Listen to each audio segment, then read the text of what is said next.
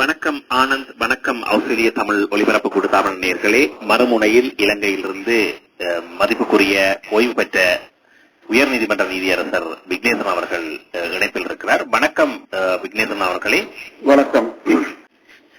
அதாவது பல்வேறு பலத்த வாத பிரதிவாதங்கள் சர்ச்சைகளுக்கிடையே உங்களுடைய தெரிவு, முதலமைச்சர் வேட்பாளருக்கான தெரிவு ஏகமானதாக இடம்பெற்றிருக்கிறது.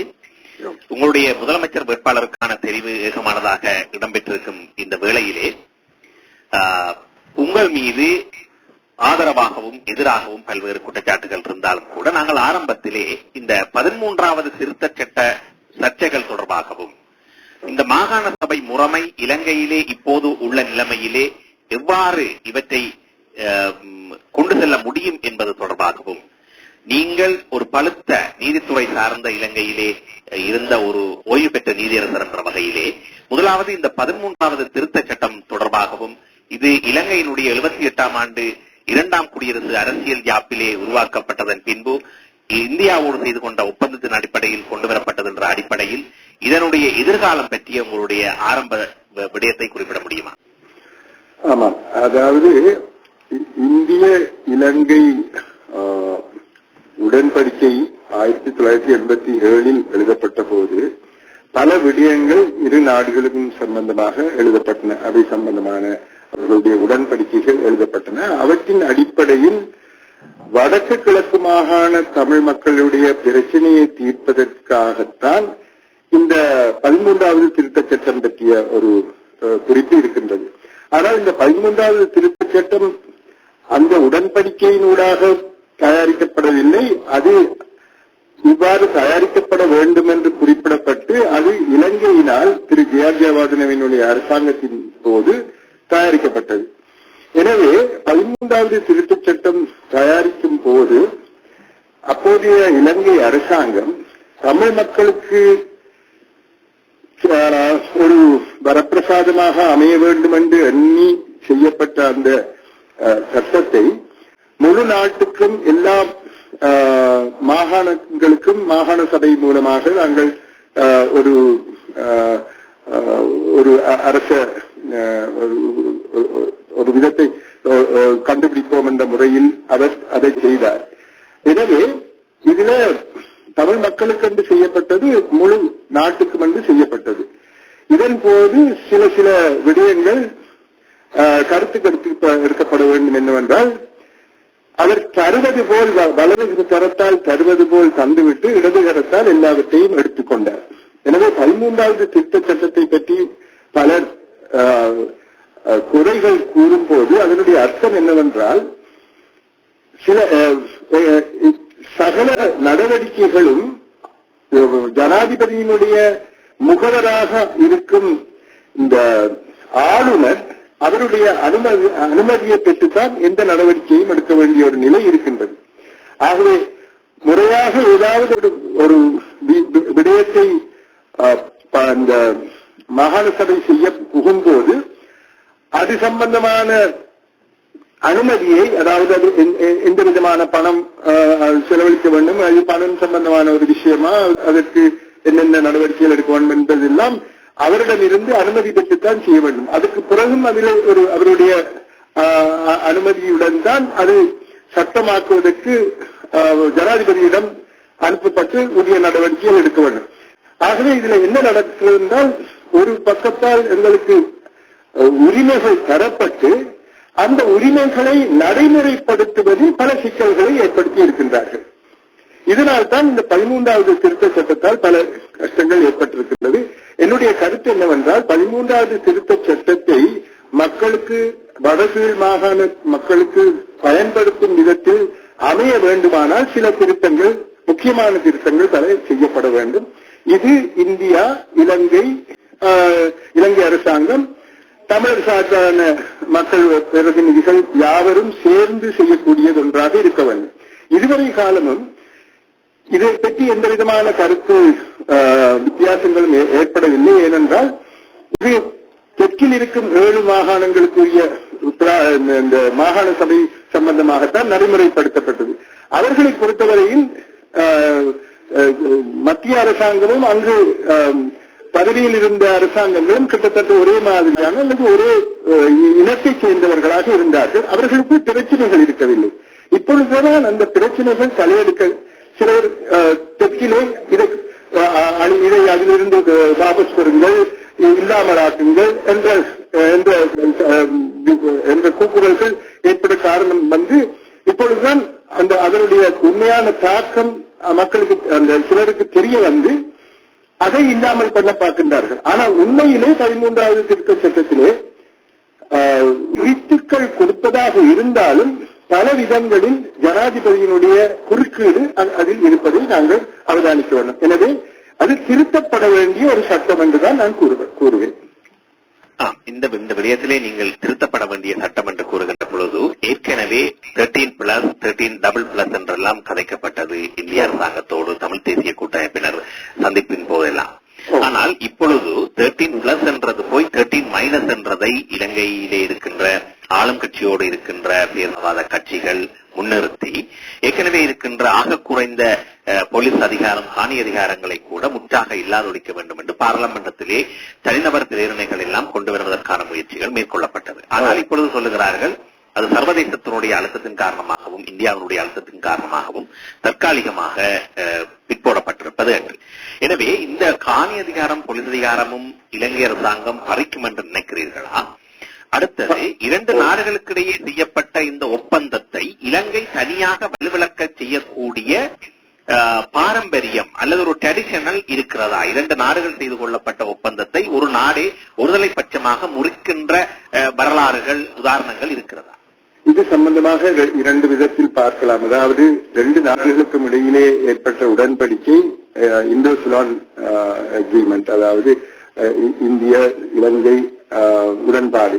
ஆனால் அதற்கு உள்ளால் வேறாக தயாரிக்கப்பட்டது 13வது திருத்த சட்டம். அதை தயாரித்தது இலங்கை.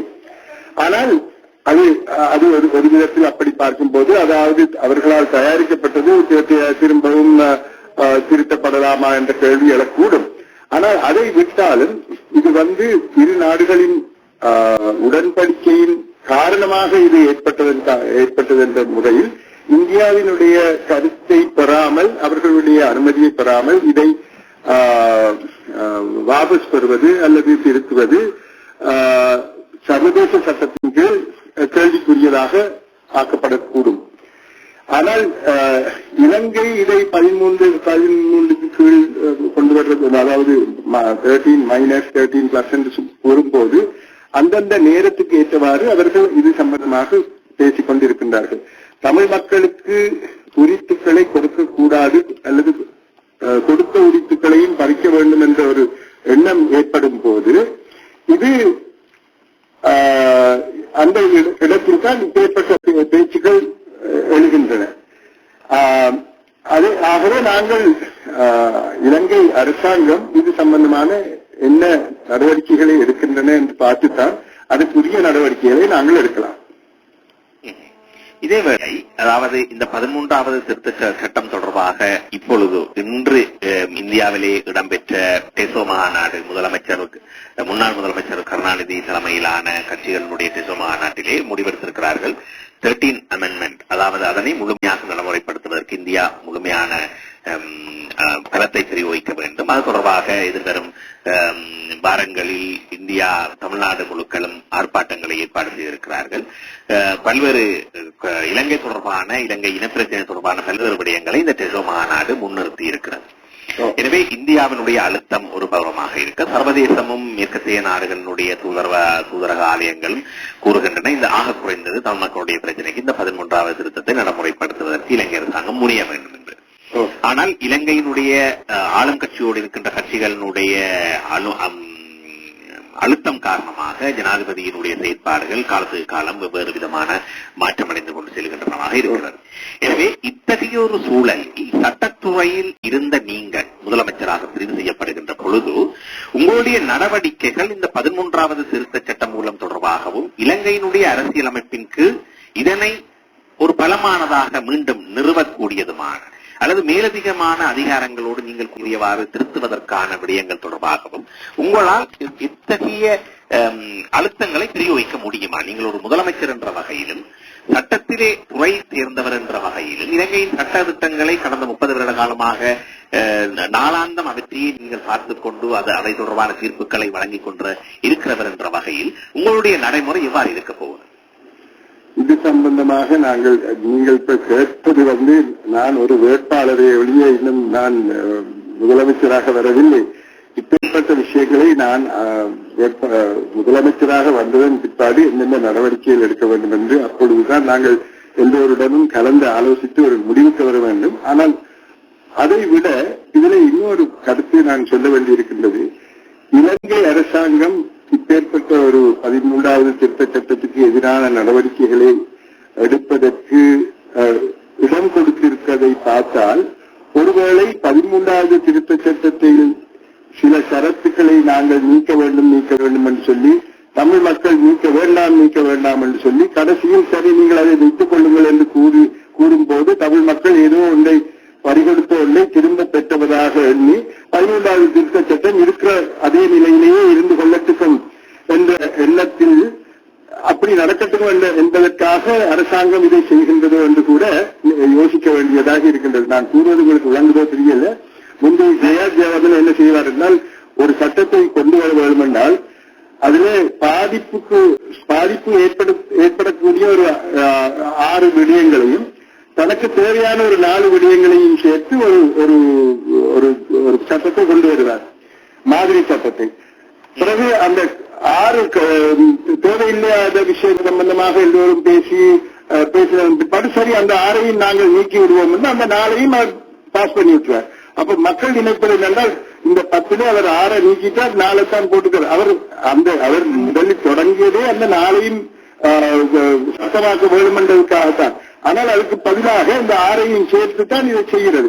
அப்படிப்பட்ட ஒரு எண்ணத்தின் ஊடாக இந்த 13வது திருத்த சட்டத்துக்கு எதிரான சில நபர்களை ஊக்குவித்து நடவடிக்கைகள் எடுக்கப்படுகின்றனவா என்பதை நாங்கள் யோசித்து பார்க்க வேண்டும். ஆனால் இது சம்பந்தமான திருத்தங்கள் எப்பேற்பட்ட திருத்தங்களாக இருக்க வேண்டும் என்பது சம்பந்தமாக நாங்கள் எல்லோரும் கலந்து ஆலோசித்துத்தான் அதை ஒரு முடிவுக்கு வர முடியும். ஆனால் 13வது திருத்த சட்டம் தற்போது இருக்கும் நிலையில் பல குறைபாடுகளை கொண்டுள்ளது என்பதை மட்டும்தான் என்னால் கூற முடியும். இதேவேளை இந்த தெரிவு தொடர்பாக மிக முக்கியமான ஒரு உங்களை ஆதரிக்கிறவர்கள் அல்லது நீங்கள் வருவதனூடாக இந்த வடமாகாண சபையிலே ஒரு மாற்றங்களை கொண்டு வர முடியும், சர்வதேச ரீதியாக ஒரு சர்வதேசத்தை திரும்பி பார்க்க வைக்கக்கூடியதான செயற்பாடுகளை செய்யக்கூடும் என்று சொல்பவர்களை தவிர இன்னும் ஒரு சாரார் சொல்லுகிறார்கள், உங்கள் மீது சில குற்றச்சாட்டுகளை அல்லது சில விடயங்களை முன்வைத்திருக்கிறார்கள். அதிலே மிக முக்கியமாக அண்மை காலத்திலே சில ஊடகங்களிலே பேசப்படுகின்ற விடயம், நீங்கள் உங்களுடைய தெரிவு என்பது இந்தியாவினுடைய அழுத்தம் காரணமாக ஏற்பட்ட தெரிவு என்று கூறியிருக்கிறார்கள். ஆனால் நான் அறிந்த வரையில் இலங்கையிலே நான் இருந்த காலப்பகுதியிலும் சரி அல்லது இங்கு வந்ததன் பின்பு கூட புலம்பெயர்ந்ததன் பின்பு கூட நீங்கள் நீதித்துறை சார்ந்து இருக்கின்ற காலப்பகுதிகளிலே நேரடியாகவோ மறைமுகமாகவோ எனக்கு தெரிந்த வகையில் நீங்கள் அயல் நாடுகளுடைய அரசியலோடையோ அல்லது மேலத்தைய நாடுகளுடைய அரசியலோடையோ உங்களுடைய நகர்வுகள் இருந்ததாக நான் அறியவில்லை. ஆனால் இப்பொழுது ஒரு குற்றச்சாட்டு வருகிறது, நீங்கள் இந்தியா சார்பானவர் அல்லது இந்தியாவுடைய அழுத்தத்தின் காரணமாகத்தான் நீங்கள் கொண்டு வரப்பட்டிருக்கிறீர்கள் என்று ஒரு சாரார் சொல்கிறார்கள். இன்னொரு சாரார் சொல்கிறார்கள், உங்களை கொண்டு வருவதன் ஊடாக ஜனாதிபதி மஹிந்த ராஜபக்சவனுடைய அரசாங்கம் ஜனாதிபதி உங்களை இலகுவாக கையாள முடியும் என்று நம்புவதன் காரணமாக அவர்கள் தமிழ் தேசிய கூட்டமைப்பு அல்லது பாரம்பரிய அரசியலில் இருந்து வந்தவர்களை வெட்டி உங்களை முன்னுக்கு கொண்டு வந்திருக்கிறார்கள் என்ற குற்றச்சாட்டும் நிலவுகிறது. எனவே இது தொடர்பான உங்களுடைய கருத்துக்கள் என்னவாக இருக்கிறது? இந்த கேள்வியை உங்களை சங்கடப்படுத்துவதற்காக கேட்கிறேன். இப்பொழுது இன்றைக்கு சுடரொலியில் கூட தலையங்கம் அது தான் இருக்கு, இந்தியாவின் ஆதிக்கமா பொங்கி எழுகின்றது வடக்கு என்று. ஆகவே இதுல எனக்கு கூற வேண்டியது ஒன்று, எனக்கும் இந்திய அரசாங்கத்தோடு சேர்ந்தவர்களோடோ ராப் நிறுவனத்தினரோடு யாருடனும் எந்த விதமான தொடர்பும் இதுவரையில் இருந்ததில்லை. ஆனால் நானும் பத்திரிகையில் தான் படித்தேன். அதாவது இந்தியா கூறி மாவை சேனாதி ராஜா இதிலிருந்து வித்ரா பண்றார் என்று சொல்லி எல்லாம் எனக்கு தெரிய வந்தது கூட அந்த பத்திரிகையில் இருந்துதான். எனக்கும் அதற்கும் எந்த விதமான தொடர்பும் இல்லை. அதாவது இந்திய அரசாங்கத்தின் சார்பில் என்னுடன் யாரும் பேசவும் இல்லை. நான் அவர்களுடைய உதவியை நாடவும் இல்லை, நாட வேண்டிய அவசியமும் இல்லை. நான் இந்த பதவிக்கு நானாக வரவில்லை, நானாக கேட்கவில்லை. 2-3 மாதங்கள் எனக்கு தேவையில்லை என்று சொல்லி மிகவும் இதிலிருந்து ஒதுங்கி இருந்து கூட பலவிதமான நெருக்குதல் காரணமாகத்தான் நான் இதற்குள் வந்தேன். அதுவும் நான் வரும்போது கூறியது என்னவென்றால், இந்த கூட்டணியில் இருக்கும் அத்தனை கட்சிகளும் ஒழுங்கு சேர்ந்து அவர்கள் என்னை பொது வேட்பாளராக நியமிக்க ஒத்துக்கொண்டிருப்பதை அவர்களுடைய ஒருவேளை 13வது திருத்தம் கூறியிருந்தேன். அதன் அடிப்படையில் தான் அவர்கள் வந்து நேற்றைய தினம் வந்து நாங்கள் முந்தினால் வந்து இப்படி நாங்கள் ஏற்பட்ட ஒரு தீர்மானத்துக்கு வந்துவிட்டோம், நீங்கள் அதை ஏற்றுக்கொள்ள வேண்டும் என்று கூறியிருந்தார்கள். எனவே இந்தியாவினுடைய நெருக்குதல் காரணமாகவோ அவர்களுடைய கோரிக்கையின் காரணமாகவோ அவர்களுடன் இருக்கும் எந்த விதமான ஒரு தொடர்பு காரணமாகவோ நான் இதற்குள் வரவில்லை. அதைத்தான் நான் உங்களுக்கு கூற முடியும். அடுத்த குற்றச்சாட்டு மரமுறையில் நீங்கள் ஒரு இலங்கையினுடைய நீதி கட்டமைப்புக்குள் இருந்தவர், உயர்நீதிமன்றத்திலே முக்கியமான பதவிகளை வகித்தவர். எனவே அதாவது உங்களுடைய பிள்ளைகள் கூட பெரும்பான்மை இனத்தை சார்ந்தவர்களுடைய பிள்ளைகளை திருமணம் செய்திருக்கிறார்கள். குறிப்பாக ஒருவர் அமைச்சர் வாசவ நாணயக்காராவினுடைய மகளை திருமணம் செய்திருக்கிறார். எனவே அந்த அதாவது உங்களுடைய தனிப்பட்ட வாழ்க்கை தொடர்பான விடயங்களையும் இந்த அரசியலோடு இணைத்து இப்பொழுது பேசப்படுகிறது. எனவே அந்த விடயத்தில் நீங்கள் இலங்கை சார்பான நகர்வுகளுக்கு நீங்கள் ஒத்துழைப்பு வழங்கலாம் என்ற குற்றச்சாட்டை இன்னும் ஒரு சாரார் வைக்கிறார்கள். எனவே அது தொடர்பாகவும் நீங்கள் அண்மை காலத்திலே உங்களுடைய அதாவது முன்னாள் உயர்நீதிமன்ற பிரதம நீதியரசர் சுராணி பண்டாரநாயக்காவுடைய கூட்டத்திலே நீங்கள் கலந்து கொண்டு ஆற்றிய உரைகள் மற்றும் சட்டத்தரணிகள் சங்கத்தினுடைய முக்கிய நிகழ்வுக்கு நீங்கள் அழைக்கப்பட்ட விடயங்களோடு தொடர்பட்டி உங்களுடைய கருத்துக்களை கூறுங்களேன். என்னை பொறுத்தவரையில் எங்கெங்கு பிழை நடக்கின்றதோ என்னால் குறிப்பிட்டு கூற முடியும் என்றால் அவற்றை நான் சுட்டிக்காட்டிக் கொண்டு வந்திருக்கின்றேன். அதுதான் என்னுடைய கடந்த கால வாழ்க்கை. அதனுடைய காரணம் வந்து எனக்கு அதனால் ஏதாவது ஒரு தனிப்பட்ட முறையில் நன்மை எனக்கு கிடைக்க வேண்டும் என்ற எண்ணம் ஒருபோதுமே இருக்கவில்லை. சிராணி பண்டாரநாயக்கா சம்பந்தமான விடயத்தில் இப்பொழுது கூட சட்ட ரீதியாக பார்க்கும் போது சிராணி பண்டாரநாயக்காவை சட்ட ரீதியாக நீக்கவில்லை என்பதுதான் என்னுடைய வாதம். அதே வாதத்தை சட்டத்தரணிகள் சங்கமும் அதைத்தான் முன்வைக்கின்றார்கள். அதாவது பிழையான ஒரு வழிமுறையில் அவரை வெளியேற்றி ஒரு வன்முறை சார்பான ஒரு நடவடிக்கையில் தான் புதிய பிரதம நீதியரசரை கொண்டு வந்துள்ளார்கள் என்பதுதான் உண்மை என்று நாங்கள் கூறுகின்றோம். அதைத்தான் நான் குறிப்பிட்டிருக்கின்றேன். மத்திய கேள்வி, நீங்கள் வாசுதேவ நாணயக்காரனுடைய மகளை என்னுடைய மகன் முடித்திருக்கின்றார், சிங்களவருடன் தொடர்பு என்றெல்லாம் கூறினால், கொழும்பில் இருக்கும் மக்கள் பலரை யாழ் மக்கள் தலைவர்களாக ஏற்ற காலம் இருந்திருக்கின்றது. திரு சேபி ராமநாதன், சேபி அருணாச்சலம், ஜிஜி பொன்னம்பலம், எஸ்ஏடி ஜனநாயகம் எல்லோருமே கொழும்பில் தான் வாழ்ந்தவர்கள். அவர்களுடைய பின்னணி யாழ்ப்பாணத்தில் இருந்து வந்தால் கூட, வட மாகாணத்தில் இருந்து வந்தாலும் அவர்கள் இருந்து வாழ்ந்து வந்தது எல்லாம் கொழும்பில் தான். அவர்களை தலைவர்களாக ஏற்றுள்ளார்கள். ஆனால் என்னை பொறுத்தவரையில் நான் இப்பொழுது அவர்களுடைய எந்த கட்சியையும் தலைமைத்துவம் வகிக்கும் ஒரு விதத்தில் நான் அங்கு போகவில்லை. என்னை பொறுத்தவரையில் ஒரு காரியம் என்னிடம் ஒரு கடமை என்னிடம் ஒப்படைக்கப்பட்டிருந்தால் பட்டிருந்தால் அது அப்படி ஒரு கடமை பெறப்பட்டிருந்தால் என்னுடைய தகமைகளை வைத்து எந்த விதத்தில் அதை சரியாக செய்து முடிக்க முடியும் என்பதுதான் என்னுடைய எண்ணமே ஒழிய நான் தலைமைத்துவம் பெற வேண்டும் என்ற எண்ணத்தில் அங்கு செல்லவும் இல்லை. அந்த நிலை எனக்கு பெற வேண்டிய அவசியமும் இல்லை. இப்பொழுது வேண்டுமென்றாலும் நான் இதனை விட்டுவிட்டு என்னுடைய கடமைகளில் இப்பொழுது செய்து கொண்டிருக்கும் கடமைகளில் இருக்க என்னால் முடியும். எனக்கு அப்பேற்பட்ட ஒரு வாழ்க்கை தான் தேவை. ஆனால் இது தமிழ் மக்களின் ஏகோபித்த பலர் தமிழ் மக்களுடைய நெருக்குதல் காரணமாக இந்த நிலையிலே, இந்த இடத்திலே, இந்த சந்தர்ப்பத்திலே, இந்த காலகட்டத்திலே என்னை வர வேண்டும் என்று சொல்ல வேண்டிய ஒரு அவசியம் இருப்பதாக அவர்கள் கூறியதன் காரணமாகத்தான் நான் இதை ஏற்றுக்கொண்டேன். எனவே மக்கள் அரசியலில் நுழைந்தவுடன் இப்பேற்பட்ட கேள்விக்குரியான இப்படிப்பட்ட சில வியாக்கியானங்களை தரக்கூடும். அதற்கு காரணங்களும் இருக்கும். சில நேரத்தில் இப்பேற்பட்ட ஒரு பதவி கிடைக்கவில்லையே தனக்கு என்ற எண்ணத்தில் சில சக்திகள், சில தீய சக்திகள் இதற்காக இப்பேற்பட்ட புதிய வியாக்கியானங்களை தரக்கூடும்.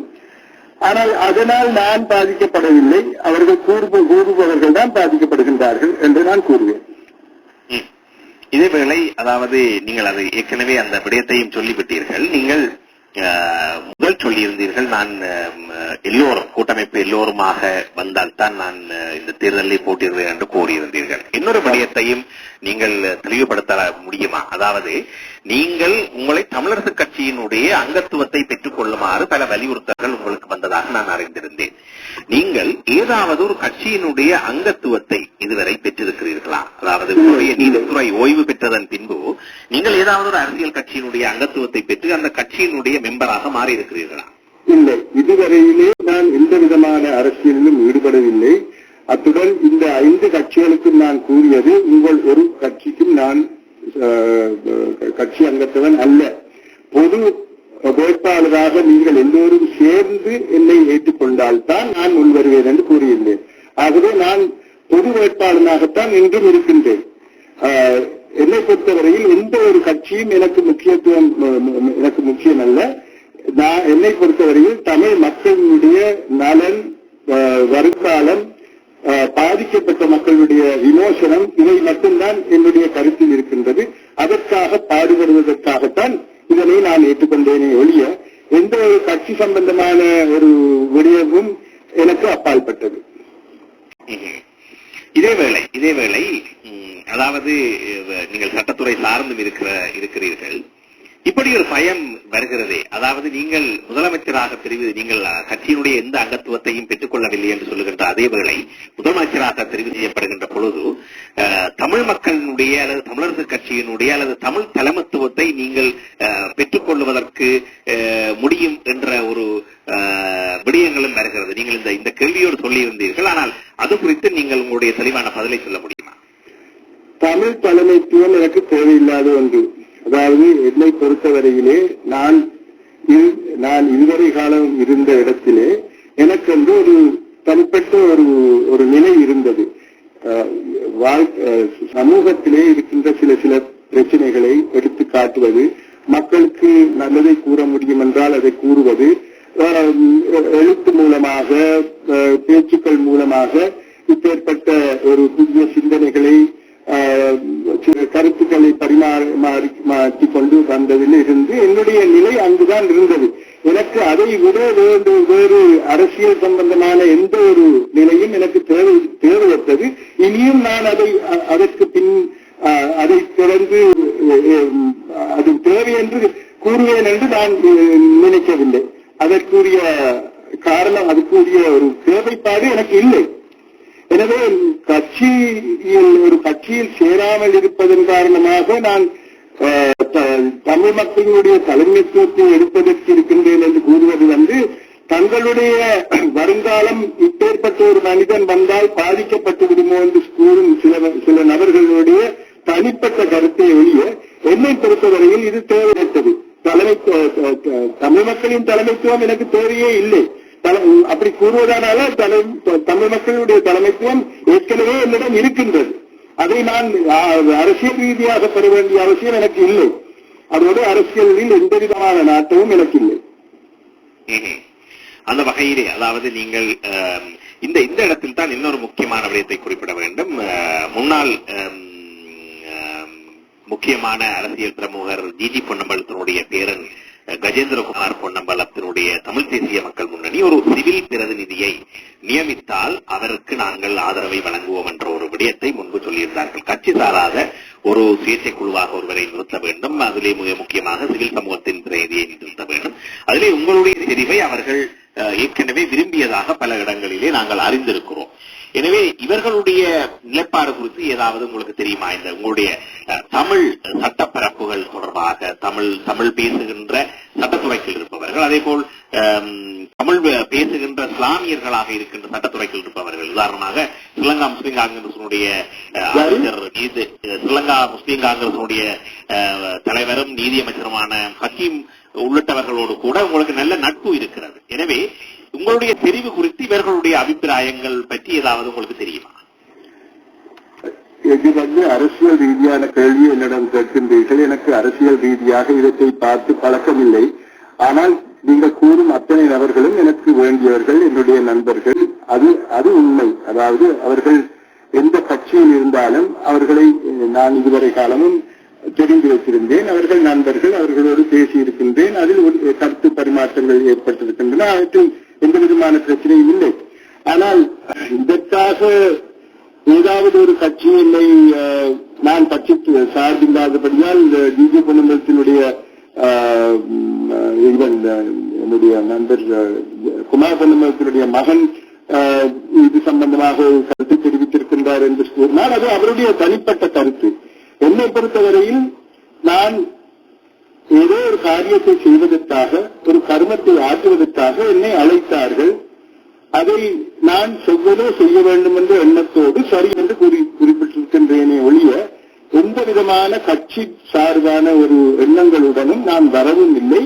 அந்த கட்சி சார்பான எண்ணங்கள் என்னை இப்பேற்பட்ட ஒன்றை ஏற்க வேண்டும் என்று என்னை வற்புறுத்தவும் இல்லை என்பதை மட்டும்தான் உங்களுக்கு நான் கூற முடியும்.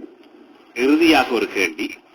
இப்பொழுது இந்த ஊடகங்களிலே நடைபெறுகின்ற ஊடக யுத்தங்களுக்கு இடையில் உங்களுக்கு ஒரு மனோரீதியான நீங்கள் இருந்து வந்த இவ்வளவு கால பாரம்பரியத்துக்கும் இப்பொழுது நீங்கள் கால் வைத்திருக்கின்ற இந்த விடயத்துக்கும் இடையே ஒரு பாரிய இடைவெளிகளை நீங்கள் உணர்ந்திருப்பீர்கள். இப்பொழுது உங்கள் தொடர்பாக வைக்கப்படுகின்ற விமர்சனங்கள், உங்கள் தொடர்பாக வருகின்ற வாத பிரதிவாதங்கள் என்றெல்லாம் பல்வேறு விடயங்களை நீங்கள் நாளாந்தம் பேச்சு மூலமாகவும் எழுத்து மூலமாகவும் ஊடகங்களிலும் கண்டுகொண்டிருக்கிறீர்கள்.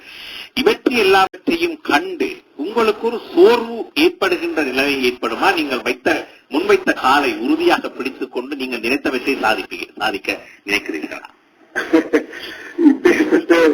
எந்த விதமான நடவடிக்கைகளும் எனக்கு சோர்வை ஏற்படுத்தாது. ஆனால் என்னுடைய பாதை எவ்வாறு இருக்கும் என்பதை எனக்கு தெரியப்படுத்துகின்றது ஒழிய சோர்வு எனக்கு ஏற்படுத்தவில்லை. அதாவது அரசியலில் காலடி எடுத்து வைத்தால் என்ன நடக்கும் என்று இன்றுதான் எனக்கு தெரியும் என்றல்ல. அதனால்தான் நான் அரசியலே வேண்டாம் என்று இதுவரை காலமும் இருந்தேன். அரசியல் பற்றி சிந்திக்கின்ற தகமை பெற்றிருந்தாலும் அரசியலில் உள் நான் காலடி வைக்காததன் காரணம் அதில் இருக்கும் சில பல பிரச்சனைகள் அல்லது இப்பேற்பட்ட நெருக்குதல்கள் இவற்றின் காரணமாகத்தான் அதில் இருந்து ஒதுங்கி இருந்தேன். எனவே இப்பேற்பட்ட நடவடிக்கைகள் நடக்கின்றது என்பதற்காக நான் எந்த விதத்திலும் நான் சோர்வடைய போவதில்லை. என்னுடைய கடமை எது என்று உணர்ந்து அதற்கு ஏற்றவாறு என்னால் முடிந்த வரையில் செய்யக்கூடியதை செய்வதுதான் என்னால் நான் கூறக்கூடியது. ஒரு நீதியரசராக அல்லது நீதிபதியாக நான் இருந்த காலத்திலே உதாரணமாக மல்லாகம் நீதிமன்றத்துக்கு செல்லும் போது அப்பொழுது சிலர் கூறுகிறார்கள், இந்த இடத்துக்கு இவரை போட்டால் நன்மை பயக்கும் என்று நினைத்து என்னை போட்டார்கள். அப்பொழுது கிட்டத்தட்ட 6000 வழக்குகள் முடிவுறாமல் இருந்தது. நான் அங்கிருந்து போகும்போது சுமார் 1000க்கு அதை குறைத்தாச்சு. இது என்னால் முடியும் என்று அவர்கள் நினைத்ததால் எனக்கு அந்த கடமையை தந்து நான் அதை வெற்றிகரமாக செய்து முடித்தேன். இவ்வளவுதான் என்னை பொறுத்தவரையில் இங்கு நடப்பது. ஒரு தரப்பட்ட காரியத்தை, தரப்பட்ட கடமையை, தரப்பட்ட எனக்கு மக்களினுடைய ஆணையை என்னால் முடியுமான மட்டில் சரிவர கடமை பார்த்துவிட்டு அதனை கையளித்து விட்டு செல்வது மட்டும்தான் என்னுடைய கடமையை ஒழிய வேறு மற்ற விஷயங்கள் என்னை பாதிக்க மாட்டார். ஒரே ஒரு விடயம் மன்னிக்க வேண்டும். அதாவது ஏற்கனவே ஜேவிபி 13வது திருத்த சட்டத்துக்கு எதிராக வழக்கு தாக்கல் செய்து வடக்கு கிழக்கு மாகாணங்களை பிரிப்பதற்கு உயர்நீதிமன்றத்தினுடைய அனுமதியை அன்று பெற்றிருந்தார்கள். அதே போல் இப்பொழுது இந்த காணி போலீஸ் அதிகாரம் இவை தொடர்பான விடயங்களை தடுத்து நிறுத்துவதற்கும் இந்த 13வது திருத்த சட்டத்தை வலுவிழக்க செய்வதற்குமாக முனைகின்ற ஒரு 10 அமைப்புகள் சேர்ந்து உச்சநீதிமன்றத்திலே வழக்கு தாக்கல் செய்வதற்கான அனைத்து ஏற்பாடுகளும் நிறைவடைந்திருப்பதாக அறிகிறோம். எனவே இந்த வழக்கு தாக்கல்கள் சட்ட ரீதியாக ஏதாவது இந்த 13வது திருத்த சட்டத்திற்கு பாதிப்புகளை உண்டு பண்ணுமா? இப்போது இருக்கின்ற இந்த விடயத்துக்கு அரசியலமைப்பு ரீதியாக தாக்கங்களை உண்டு பண்ணக்கூடிய வாய்ப்புகள் இருக்கிறதா?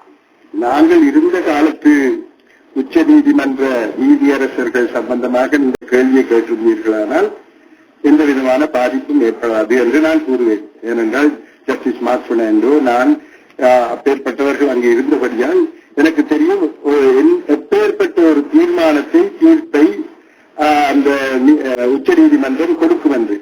இப்பொழுது என்னால் அதை பற்றி எதுவுமே கூற முடியாது. அதை கூறுவது கூட நான் குற்றம் செய்வதாக கூட யாராவது சொல்லக்கூடும்.